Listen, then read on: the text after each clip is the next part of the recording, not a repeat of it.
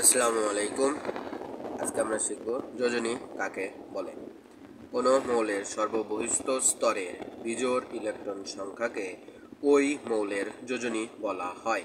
যেমন আমরা যদি অক্সিজেনের ইলেকট্রন বিন্যাস করি তাহলে আমরা পাবো 1s2 2s2 2px2 2py1 এবং 2pz1।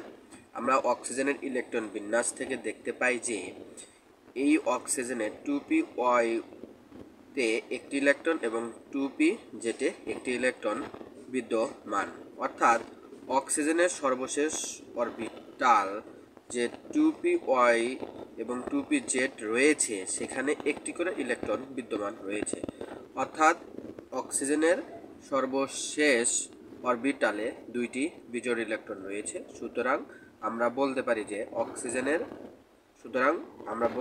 অক্সিজেনের যোজনী হলো 2।